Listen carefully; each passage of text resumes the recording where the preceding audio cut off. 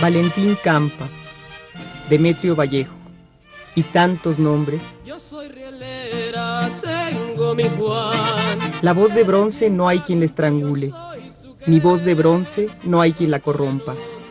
No puede ser ni que el silencio anule su soplo ejecutivo de pasión.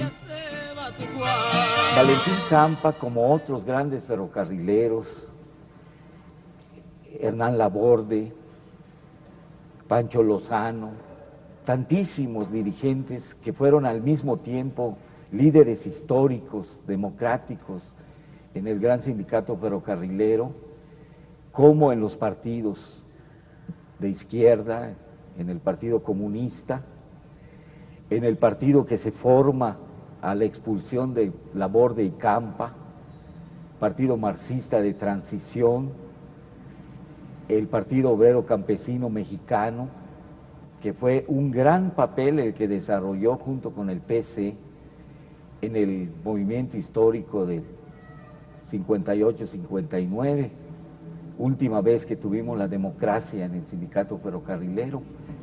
Y me inicié en el Partido Comunista porque veía yo los compañeros que me rodeaban, bueno, con los que yo luchaba en la vida sindical, me convencieron de que el Partido Comunista era en realidad efectivo, porque yo era como de extracción anarquista, pero algunos compañeros me platicaban y me convencieron con hechos, porque íbamos a las huelgas a apoyar abiertamente a los trabajadores, a los huelguistas, y eso me entusiasmaba a mí, me atraía porque eran hechos, porque se hablaba mal del PCM, se hablaba mal que eran puros farsantes, puros demagogos, ¿no? Pero los hechos me demostraron que había lucha ahí. Yo desde pequeño que estuve en la escuela empecé a oír de los maestros que nos daban las clases en primaria decir que los ferrocarrileros eran la vanguardia de la clase obrera en esa época. Hoy hace 39 años, las lluvias incipientes, el sol de agosto, la naturaleza del hombre con ideales firmaron una página que el testimonio y la memoria resguardan. Resurgen las mayorías rieleras, rescatan su sindicato ferrocarrilero.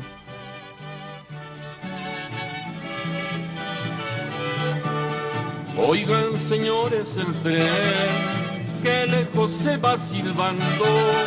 Oigan, señores, el tren que lejos se va silbando.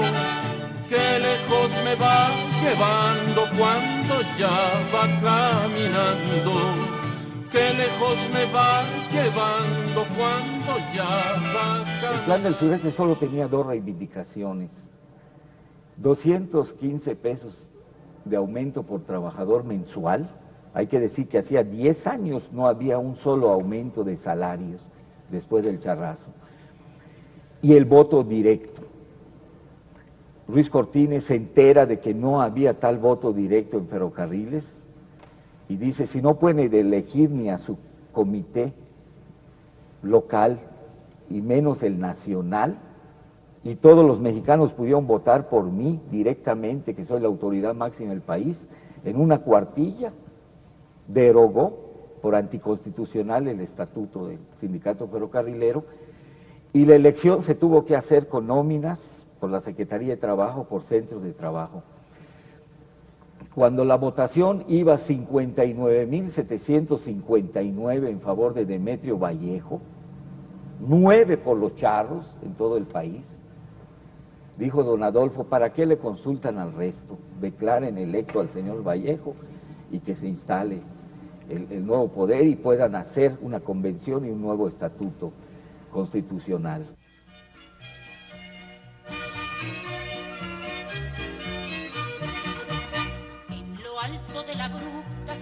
Tren de la palidez mortal que asciende. La palidez reviste las cabezas, el ay, la voz, el corazón, la tierra, el corazón de los que malhirieron. Soy nieto, hijo de ferrocarrilero, y estando en las penitenciarías, cada uno de los líderes seccionales, vimos cómo el representante de Vía, los campesinos transformados en obreros ferrocarrileros, en condiciones de trabajo tremendas, en el campo, a la intemperie. Este muchacho, representantes de los de Vía, había perdido el trabajo, como 15,000 ferrocarrileros lo perdimos cuando López Mateos metió al ejército, a la CIA y a las policías mexicanas. Perdió la libertad, desde luego, pero también había perdido la casa. El gerente Amorós dio orden de que el ejército fuera a esas barracas, esos carros habilitados, campamentos, de ellos, casas habitación. Les dio 5 minutos para sacar sus chivas el ejército y a los 5 minutos prendieron fuego. Solo en Mérida se achicharraron 2 criaturas que nadie sabía que estaban allá, sus padres a salto de mata, las madres de familia buscando a sus esposos por comisarías, cuarteles, zonas militares, y 2 menores se nos achicharraron ahí. La infamia de este sistema no tiene límites. El rielero que brilla con luz trémula no ceja, porque su vía es un camino. Yo me inicié en una célula que se llamaba Román Guerra Montemayor, en honor al compañero asesinado en los talleres de Monterrey. Y así por eso se llamó la célula Román Guerra Montemayor, en honor al compañero asesinado por el régimen López Mateísta. La estación es el punto de encuentro, hierro en la voluntad, carriles paralelos, de 2 en 2 sobre la misma vía. Algunos de nuestros dirigentes, por ejemplo, Román Guerra Montemayor, no solo fue el líder ferrocarrilero en el aspecto democrático, sino era el responsable del Partido Comunista en Nuevo León. Román Guerra fue visto la última vez una madrugada en el campo militar de Monterrey. Uno de los que estaban torturando ahí lo vio por última vez. Un cadáver apareció semanas después tirado en una calle de Monterrey, con las cejas depiladas, los labios pintados, como si fuera un homosexual, y con una estaca desde el ano le atravesaron el cuerpo. Un periodista reconoció a Román y hizo el escándalo. Ese cadáver desapareció y hasta hoy ni sus cenizas entregan. La madre de Román iba a los mítines con Campa a suplicar que siquiera los restos de su hijo les entregaran. Nunca se logró rescatar su cadáver. La historia de México ha estado vinculada a un lazo que comunicaba un paisaje con otro, un hombre con su familia, un hombre con otro hombre, a través del movimiento ferrocarrilero. Hemos tenido un ejército de mártires, de despedidos, de perseguidos políticos, pero en mi caso personal, por distintas razones y a partir del movimiento ferrocarrilero he sufrido 13 prisiones políticas. Y cada que estamos perseguidos, cada que estamos detenidos, secuestrados, tenemos también por inspiración y guía la rencedumbre de Valentín Campa, que ha sabido ser un preso político ejemplar, un maestro, aunque esté en el fondo de una prisión, y nosotros eso, todo lo que hagamos el resto de nuestras vidas, va a ser poco para corresponder a un hombre verdaderamente grande, y tan grande que nunca se reivindica en su valor, ni quiere hablar de sí mismo. Ese es Valentín para los ferrocarrileros y para el resto de la clase obrera. La historia de esta lucha inicia en el año de 1890, con la organización de gremios como la Orden Suprema de Empleados Ferrocarrileros, con la Unión de Fogoneros y Asociación de Conductores y Maquinistas Mexicanos. Yo, de ayudante pailero, pasé a la oficina como secretario del maestro pailero, que en ese tiempo era Luz Jaime. Y nunca entré a la alianza porque no se me figuraba, a pesar de mi novatez, que fuera revolucionaria, pero entré a la alianza, no quiero precisar, pero fue como en el veintitantos. Es en esta década del año 20 al 30 cuando se consolida propiamente la unificación de trabajadores del riel. No es sino de 1932 al 34, en el cuarto Congreso Ferrocarrilero preparado en 1932 y clausurado en 1933, que se logra la creación real del Sindicato de Trabajadores Ferrocarrileros de la República Mexicana, sindicato reconocido a fuerza de lucha obrera. El general Cárdenas les entregó los ferrocarriles a los trabajadores y siendo yo el secretario general, yo la recibí como consta en la fotografía que está a mis espaldas, en las cuales se me pusieron unas cosas muy rígidas, unas obligaciones muy rígidas, de las cuales pudimos cumplir en gran parte y según yo tuvimos éxito. Al fondo del paisaje la locomotora se acercaba como un ruidoso advenimiento, la esperanza de los días. A las fuerzas capitalistas estaban muy temerosas que el principal sindicato de industria administrara la industria más pesada de todo México.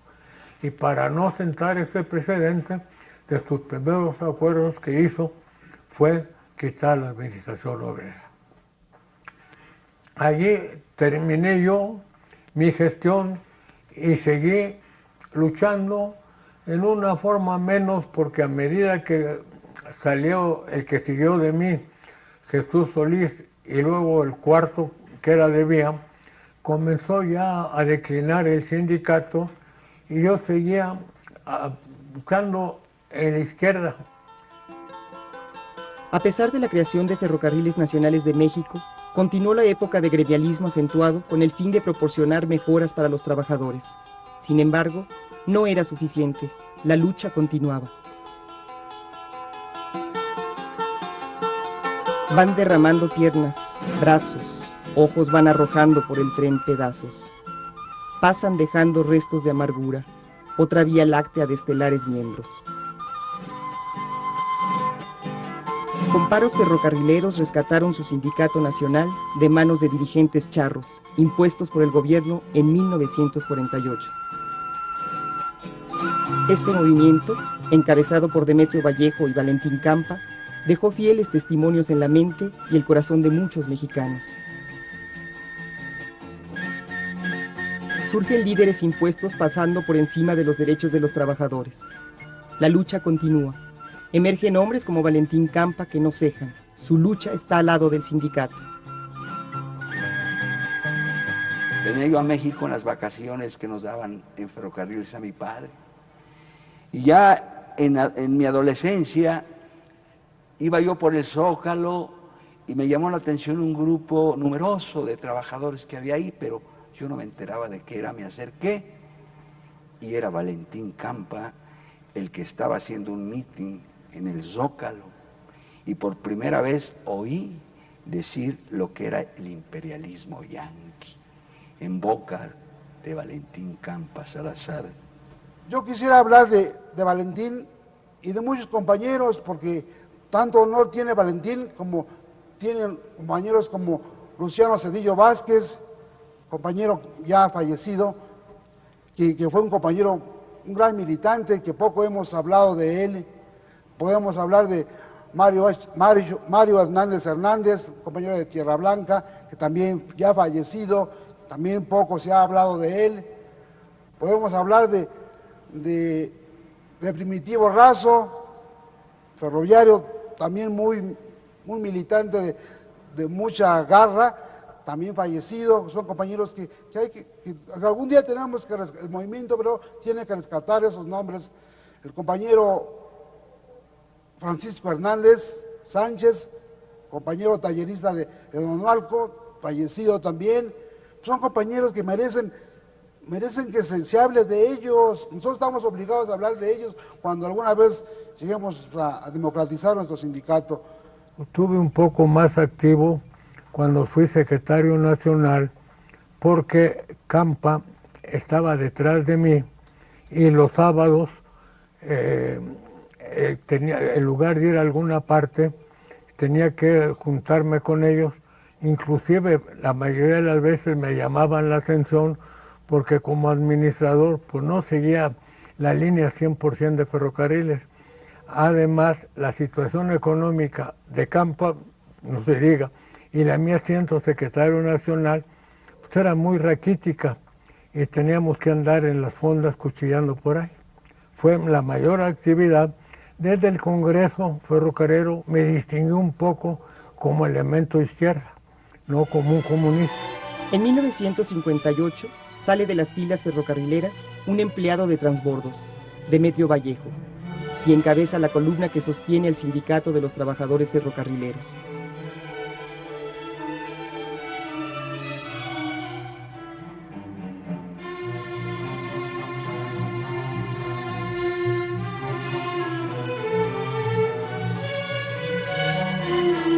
El país detenido por la fuerza obrera de los trabajadores del riel, quienes no permitían un líder impuesto por el gobierno. El 4 de agosto del 58, bajo el gobierno de Adolfo Ruiz Cortines, la lucha obrera del sindicato ferrocarrilero logra convocar elecciones y suspenden el paro del transporte ferroviario.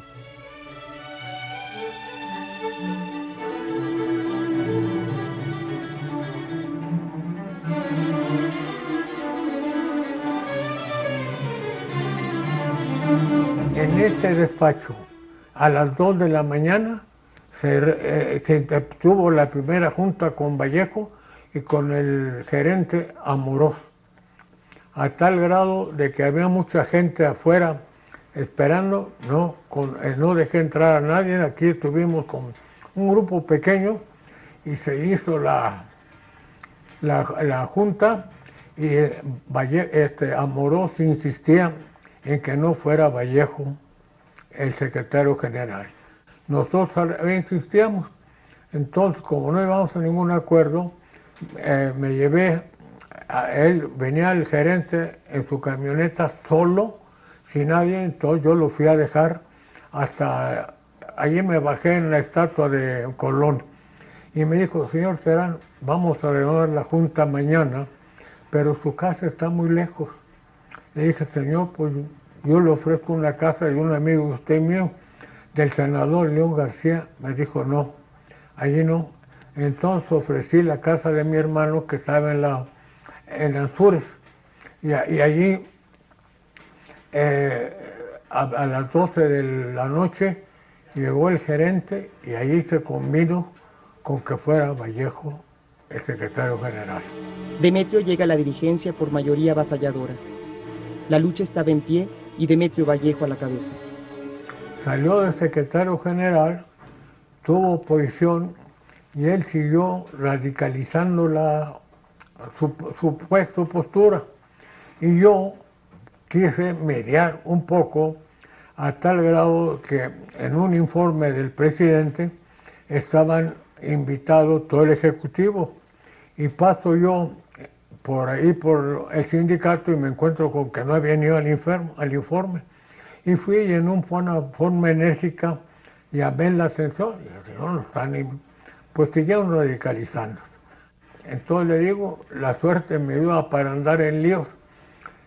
Ya pasó, y luego cuando vino la represión, me habla un día, el Semana Mayor, que estaba yo hasta en pijama, el secretario de Gobernación, Díaz Ordaz, para decirme que si yo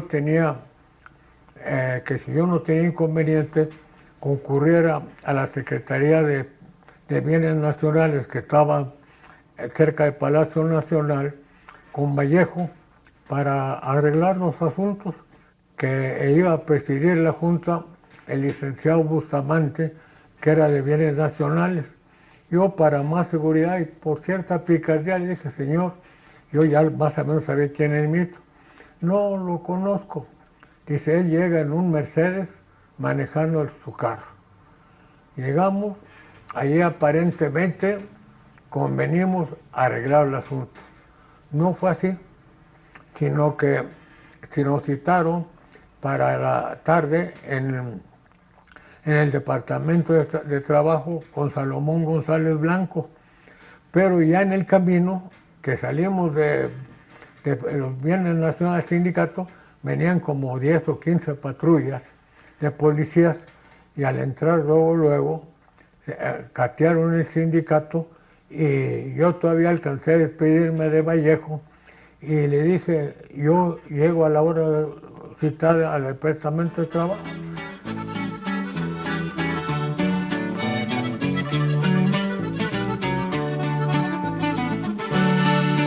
Estos eran dos amigos que venían de Mapimí,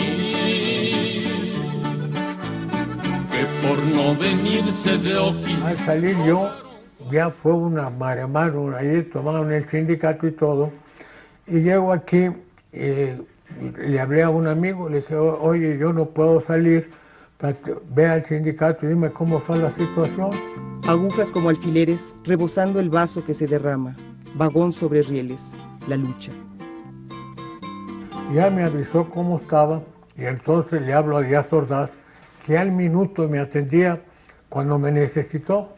Cuando ya estaba Vallejo en posición de ellos, ya se tardó en entenderme y ya le dije, señor, ¿qué pasó?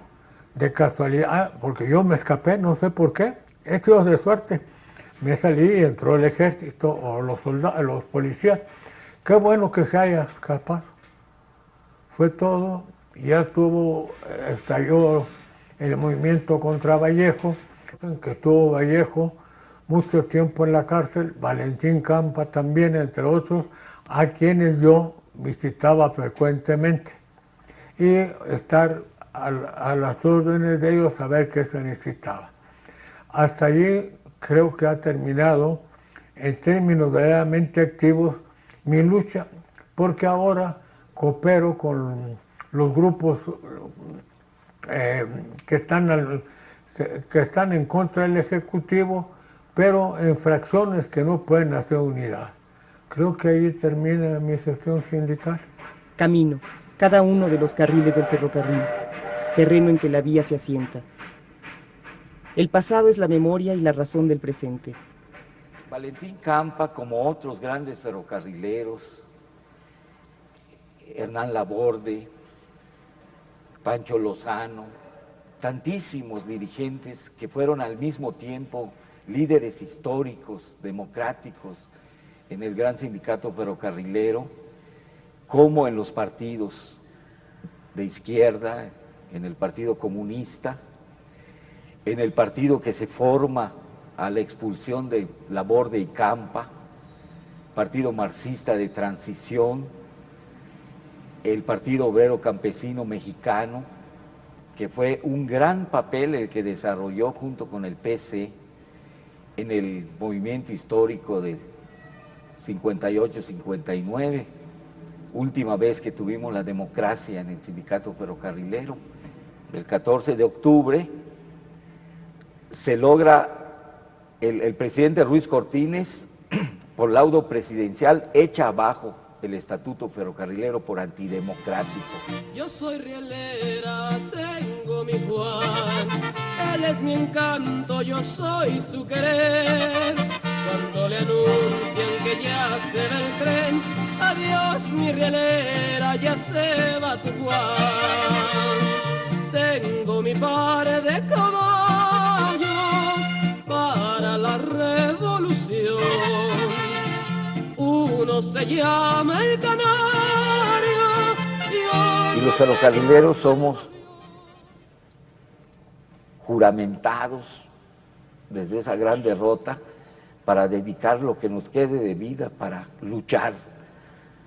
Uno se siente tan optimista. Yo hace 3 años fue la última prisión por la desaparición de Cordemex en Yucatán, 65,000 familias al abandono.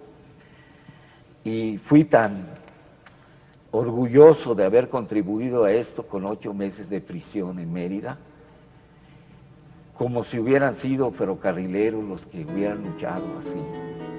Presenten palabras de hombres juramentados, como los compañeros protagonistas del movimiento sindical de nuestro país. Cuentan su vida a través de la lucha que debe existir para que la virtud de la democracia arroje sus luces sobre el riel. Este camino hacia la justicia y la unificación de los hombres que mano a mano continúan forjando con trabajo e ideales la nueva memoria que sostiene nuestro presente. Detened ese tren agonizante que nunca acaba de cruzar la noche. Se queda descalzo hasta el caballo y en arena los cascos el aliento.